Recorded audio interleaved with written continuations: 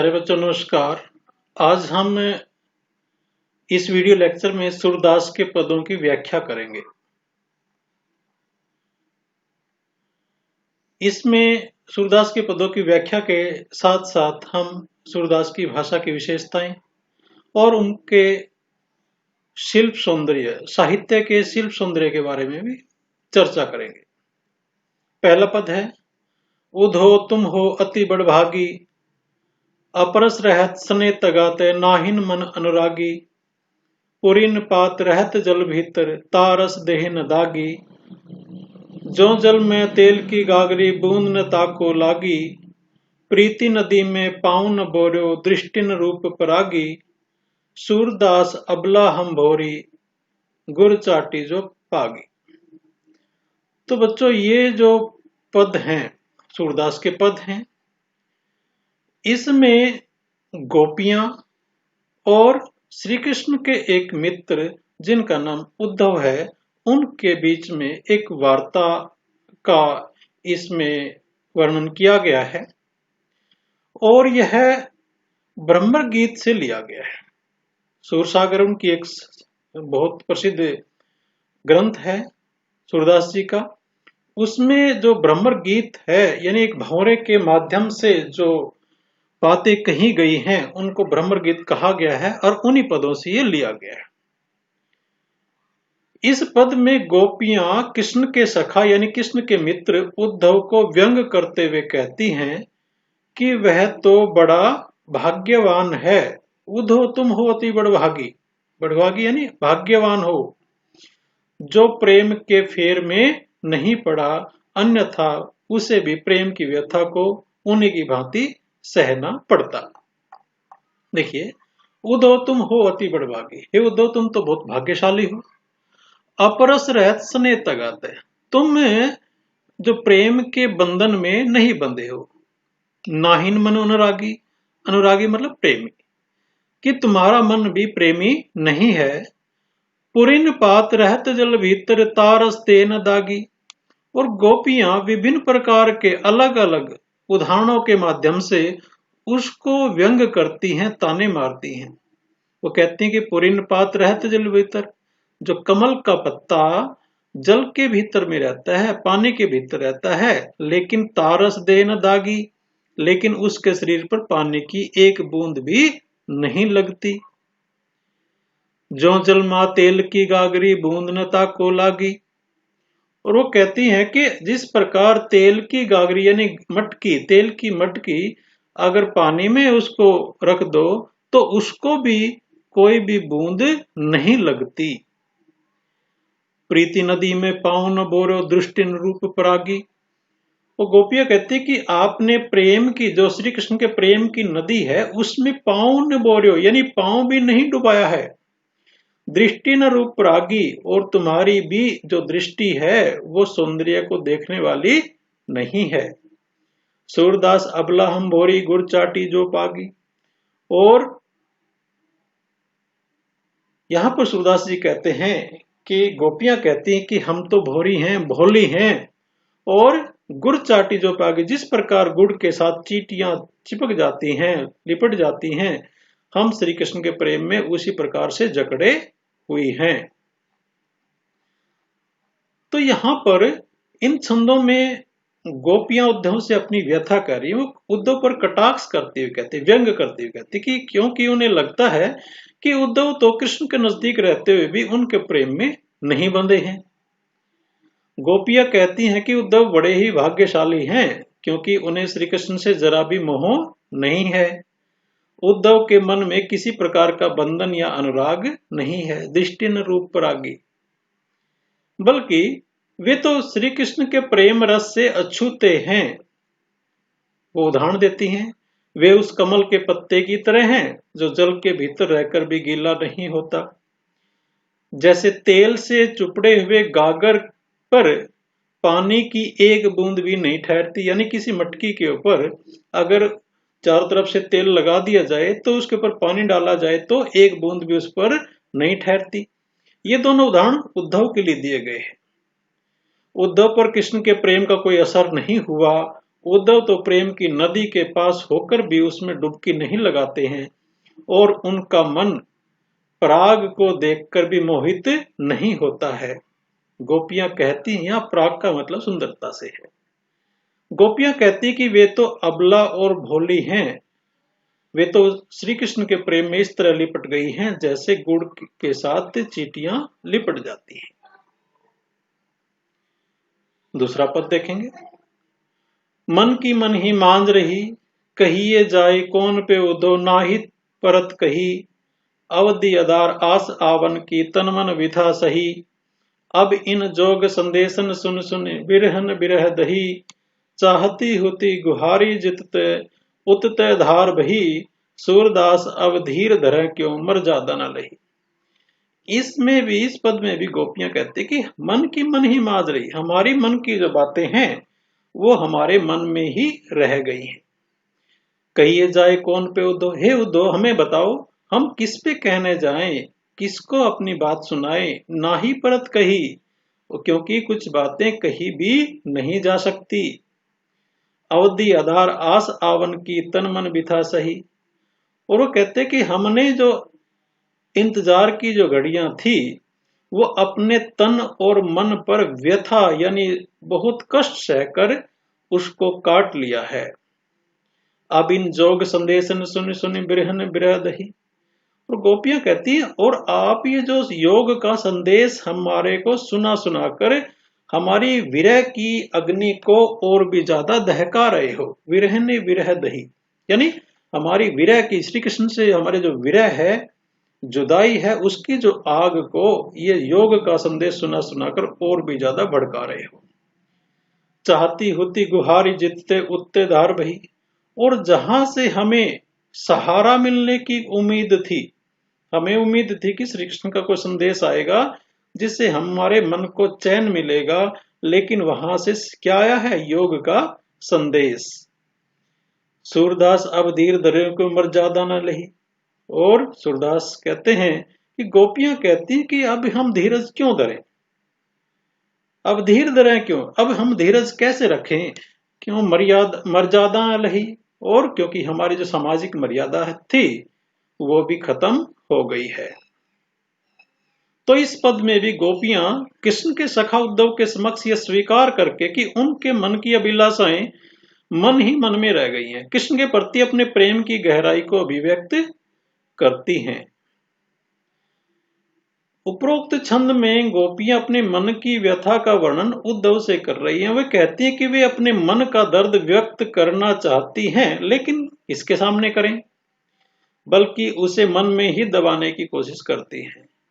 पहले तो कृष्ण के आने के इंतजार में उन्होंने अपना दर्द सहा था, उनको ऐसा लगता कि श्री कृष्ण आ जाएंगे, लेकिन श्री कृष्ण के स्थान पर कौन आए हैं? अभी उद्धव आए हैं, और वो क्या लेके आए हैं? योग का संदेश लेके आए हैं, और इस योग के संदेश को सुनकर उनके मन की व्यथा में किसी योगिनी की तरह जल रही है। वे तो जहां अब यह चाहती हैं कि श्री कृष्ण के वियोग में उनकी आंखों से प्रबल अश्रुधारा बहने लगती है। गोपियां कहती हैं जब कृष्ण ने प्रेम की मर्यादा का पालन नहीं किया तो फिर गोपियां धीरज क्यों धरें। तीसरा पद है, हमारे हरि हारिल की लकड़ी, मन क्रम वचन नंदन नंदन और यह दृढ़ करी पकड़ी, जागत सोवत स्वपन दिवस निशि काने काने जकरी, सुनत जोग लागत है ऐसो जो करोई ककरी, सूतो व्याधि हमको ले आए देखी सुनी न करी, यह तो सिर तुन हो लो सौंपे जिनके मन चकरी। और ये भी उद्धव को ही संप्रेषित है। वो कहते हैं कि हमारे हरि हारिल की लकड़ी, उद्धव को कहती हैं गोपियां कि हमारे हरि हरि यानी श्री कृष्ण जी हारिल की लकड़ी की तरह हैं। एक पक्षी होता है जिसका नाम हारिल होता है, और उसकी एक अनोखी आदत होती है कि जब वो उड़ता है तो अपने पंजों में कोई एक लकड़ी को दबाकर उड़ता है, वो साथ में लेके उड़ता है। उसके मन में इस प्रकार का भाव है कि अगर उसने उस लकड़ी को छोड़ दिया तो वो नीचे गिर जाएगा, जमीन पर गिर जाएगा। तो गोपियों अपना श्री कृष्ण के साथ अपना वही भाव प्रदर्शित करती है। वो कहती है कि हमारे जो श्री कृष्ण है हारिल पक्षी की लकड़ी की तरह हैं, और हमने क्या किया है, मन क्रम वचन नंद नंदन उर या दृढ़ कर पकड़ी। हमने मन से, क्रम से, वचन से नंद नंदन उर यानी नंद के पुत्र के साथ यह दृढ़ करी पकड़ी, हमने दृढ़ता से उनको पकड़ रखा है। हमारे दिल ने, उर मतलब दिल, हमारे दिल ने, अपने मन ने, कर्म से, हमने अपने वचन से जो भगवान श्री कृष्ण हैं उनके साथ हमारा जो मन है वो दृढ़ता के साथ जुड़ा हुआ है। जागत सोवत स्वपन दिवस निशी काने काने जकरी। हम जागते हुए, सोते हुए, स्वपन में, दिन में, रात में, दिवस यानी दिन, निशी रात, काने काने जकरी, जकरी यानी जपते हैं। क्या, कहना काना यानी श्री कृष्ण से हम जपते रहते हैं। यानी हर समय, चाहे हम सो रहे हो, जाग रहे हो, स्वप्न में हो, दिन में हो, रात में हो, हमारे मन के अंदर, दिल के अंदर काना काना का जाप जारी रहता है। सुनत जोग लागत है ऐसो जो करी ककरी।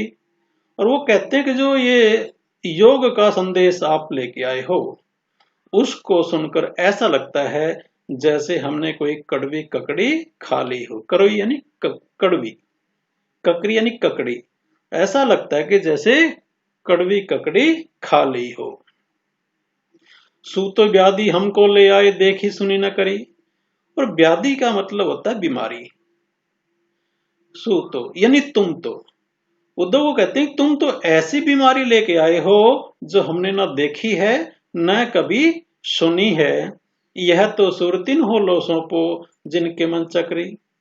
और सूरदास जी लिखते हैं कि गोपियां कहती हैं कि ये बीमारी यानी योग का संदेश तिन हो लो सौंपो, ये बीमारी उनको सौंप देनी चाहिए, ये योग का संदेश उन्हें देना चाहिए जिनके मन चक्री, चक्री मतलब चंचल, यानी जिनका मन चंचल है उनको ही योग का संदेश देना चाहिए, क्योंकि हमारा मन वो श्री कृष्ण के साथ लग चुका है। तो इस पद में भी गोपियां श्री कृष्ण के प्रति अपने एकनिष्ठ प्रेम की तुलना हारिल पक्षी के लकड़ी प्रेम से करते हुए उद्धव से अपने योग संदेश को वापस ले जाने को कहती हैं। इसमें गोपियां कहती कि उनके लिए श्री कृष्ण तो हारिल चिड़िया की लकड़ी के समान हो गए हैं। जैसे हारिल चिड़िया किसी लकड़ी को सदैव जकड़े हुए रहता है, उसी तरह उन्होंने नंद के नंदन को अपने हृदय से जकड़ा हुआ है। वे जागते हुए, सोते हुए, सपन में, दिन रात काना काना करती रहती हैं। जब ये कोई अन्य बात सुनती हैं तो वो ऐसा लगता है जैसे कड़वी ककड़ी की तरह लगता है उनको। कृष्ण तो उनकी सुध लेने के लिए कभी नहीं आए, बल्कि उन्हें प्रेम का रोग लगा के चले गए। वे कहती हैं कि उद्धव अपने संदेश उन्हें दें जिनका मन कभी स्थिर नहीं रहता है। गोपियों का मन तो कृष्ण के प्रेम में हमेशा अचल है। चौथा पद है बच्चों, हरि है राजनीति पढ़ियाए, समझी बात कहत मधुकर के समाचार सब पाए। एक अति चतुर होते पहले ही अब गुरुग्रंथ पढ़ाए, बड़ी बुद्धि जान के उनको जोग संदेश पठाए। उद्धव भले लोग आगे के परहित ढोलत धाए, अब अपने मन फेर पाइए चलत है उते चुराए। ते क्यों अनीति करे आपुन जो और अनीति छुड़ाए, राज धर्म तो यह कैस जो प्रजन जाहि सताए। और बाकी के जो 3 पद थे उसमें जो गोपियां थी वो कृष्ण जी के जो मित्र थे उद्धव, उनको निशाना बना रही थी, उनको कुछ बातें अपनी कह रही थी। लेकिन इस आखिरी पद में वो श्री कृष्ण को कहती है। श्री कृष्ण वहां उपस्थित नहीं है लेकिन उद्धव को सुना रही हैं, लेकिन श्री कृष्ण के बारे में बोल रही है। हरि है राजनीति पढ़ियाए, कि हरि यानी श्री कृष्ण जी। श्री कृष्ण जी ने अभी राजनीति पढ़ ली, क्योंकि वो मथुरा चले गए थे और मथुरा जाने के बाद वो जो राजकाज था वहां का वो संभाल लिया था, राजा बन गए थे। इसलिए वो ताना देते हुए कहती हैं कि भगवान श्री कृष्ण ने अभी क्या किया है, राजनीति पढ़ ली है। समझी बात कहत मधुकर के समाचार सब पाए। हे भंवरे, हमने सारी की सारी जो बातें हैं वो समझ ली हैं और सारे समाचार हमको पता लग गए हैं। एक अति चतुर होते पहले ही अब गुरु ग्रंथ पढ़ाए। एक तो श्री कृष्ण जी पहले से बहुत चतुर थे, बहुत तेज थे, और अभी गुरु ग्रंथ पढ़ाए। गुरु यानी बड़ा, ग्रंथ मतलब पुस्तकें। अभी तो उन्होंने ज्ञान की बहुत बड़ी बड़ी पुस्तकें पढ़ ली हैं, और क्योंकि एक तो पहले से चतुर थे, अब तो और भी चतुर हो गए होंगे। बड़ी बुद्धि जान के उनको जोग संदेश पठाए, और ये उनकी बड़ी हुई बुद्धि यानी और ज्यादा तेज दिमाग का ही एक परिणाम है जो उन्होंने हमारे पास योग का संदेश भेजा है। जोग संदेश पठाए, पठाए मतलब भेजा है। उदो भले लोग आगे के परहित ढोलत दाए। हे उदो, पहले के लोग भले लोग थे जो दूसरे के हित के लिए इधर उधर डोलते रहते थे, यहां वहां जाते रहते थे। अब अपने मन फेर पाइए चलत होते चुराए। गोपियां कहती हैं कि हमें तो अपना मन फेर पाइए, हमें अपना मन वापस चाहिए। हमारा दिल जो है, जो चलत है होते चुराए, भगवान श्री कृष्ण जो यहां से जाते हुए जो हमारा दिल चुरा कर ले गए थे, हम तो सिर्फ अपने उस दिल को वापस चाहते हैं। ते क्यों अनिति करे आपुन जो और अनिति छुड़ाए।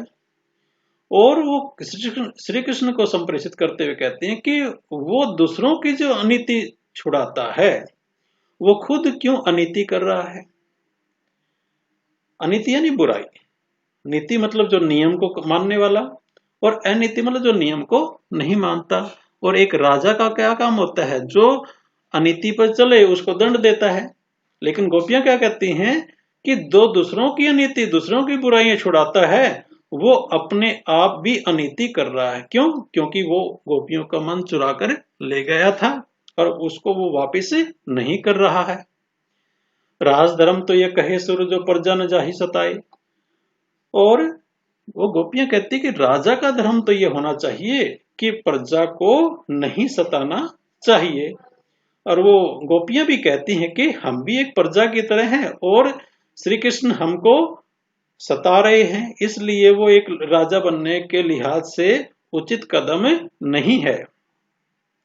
तो इस पद में गोपियां उद्धव के माध्यम से श्री कृष्ण के योग संदेश को सुनकर भगवान श्री कृष्ण के राजनीतिक होने का उलाना देते हुए उन पर अन्याय न करने और राजधर्म निभाने की सलाह दे रही है। गोपियां कहती हैं कि कृष्ण को तो किसी राजनीतिक की तरह हो गए हैं, वो स्वयं न आकर उद्धव को भेज दिया है ताकि वहां बैठे बैठे गोपियों को सारा हाल जान जाए। एक तो पहले से चतुर थे और अब लगता है कि उन्होंने बड़े बड़े ग्रंथ पढ़ लिए हैं। कृष्ण ने बहुत अधिक बुद्धि लगाकर गोपियों के लिए प्रेम का संदेश भेजा है, इससे गोपियों का मन और फिर गया है और वह डोलने लगा है। गोपियों को लगता है अब उन्हें श्री कृष्ण से अपना मन फेर लेना चाहिए, क्योंकि कृष्ण अब उनसे मिलना ही नहीं चाहते। गोपियां कहते हैं कि कृष्ण उन पर अन्याय कर रहे हैं, जबकि कृष्ण को तो राजधर्म का पता होना चाहिए, जो ये कहता है कि प्रजा को कभी भी सताना नहीं चाहिए। तो बच्चों, इसके अंदर कुछ इसकी भाषा की जो विशेषताएं हैं, ये एग्जाम में पूछी जाती हैं। और जब हम किसी कविता को पढ़ते हैं तो हमें साथ साथ उसके वो जो उसकी विशेषताएं हैं उन पर भी ध्यान एकाग्र करना चाहिए। जैसे कि सूरदास के पदों की भाषागत विशेषताएं, सबसे पहले कि भाषा माधुर्य गुण युक्त साहित्यिक ब्रिज है। ब्रिज बोली है क्योंकि ब्रिज क्षेत्र के अंदर ये सारी चीजें घटित हो रही हैं। और उस समय की जब सूरदास जी ने लिखा तो हमारी जो ज्यादातर इस क्षेत्र की भाषा जो थी वो ब्रिज भाषा थी और इसके अंदर माधुर्य गुण है। इसमें तत्सम तद्भव शब्दावली का प्रयोग किया गया है। इसके अलावा अनुप्रास, रूपक, उपमा और पुनरुक्ति प्रकाश अलंकारों का भी प्रयोग किया गया है और वार्तालाप शैली का प्रयोग किया गया। ये देखिए, ऐसा लगता है जैसे उद्धव और गोपियां आपस में बातचीत कर रहे हैं, इसलिए इसमें वार्तालाप शैली का प्रयोग किया गया है। और वियोग श्रृंगार का सफल चित्रण हुआ है। श्रृंगार रस दो प्रकार का होता है, एक वियोग एक संयोग। संयोग जब नायक नायिका मिल जाते तो संयोग होता है, और जब नायक नायिका भी छूट जाते हैं तो वियोग श्रृंगार होता है। और जो वियोग यहाँ पर उसी का सफल चित्रण हुआ वियोग श्रृंगार का, क्योंकि श्री कृष्ण जो है एक नायक है और नायिका जो गोपियां हैं, लेकिन उनका मिलन नहीं है, इसलिए वो वियोग श्रृंगार है। और इसके शिल्प सौंदर्य के बारे में जान लेते हैं। सूरदास के पदों में गोपियों के श्री कृष्ण के प्रति अन्य प्रेम की ओर संकेत किया गया है। उनका प्रेम एकनिष्ठ और सुदृढ़ है, जिसे वे कदापि नहीं छोड़ सकती। इस पद में कवि ने, ये देखिए, शिल्प सौंदर्य में भाव सौंदर्य और शिल्प सौंदर्य दोनों चीजें आ जाती हैं। तो इसमें यहां तक इसका जो भाव है सिर्फ उसकी चर्चा की गई है कि श्री कृष्ण के प्रति जो उनका प्रेम है, एकनिष्ठ प्रेम है, सुदृढ़ है, और वो उसको छोड़ना नहीं चाहती। और यहां से फिर वही जो चीजें मैंने आपको पहले बताई उनका जिक्र किया गया कि कवि ने तत्सम तद्भव शब्दावली युक्त साहित्यिक ब्रज भाषा का प्रयोग किया गया है। भाषा में माधुर्य गुण युक्त, सहज, सरल और मार्मिक है। वार्तालाप और तर्क शैली से भाषा की रोचकता उत्पन्न हुई है। इसके अलावा पद छंद का सफलतापूर्ण प्रयोग किया गया है। ये छंद है, पद भी एक प्रकार का छंद है। संपूर्ण पद की गेयता और संगीतात्मकता का गुण विद्यमान है, यानी इसमें गेयता है, जो गायन का जो और संगीत का जो गुण है इनके पदों के अंदर विद्यमान है। तो प्यारे बच्चों, ये आज आपने सूरदास के पदों की व्याख्या सुनी। आशा है ये समझ में आई होगी। एक बार खुद भी इसका स्वयं अभ्यास करेंगे, और आशा है ये आपको समझ में आया होगा। धन्यवाद। जय हिंद।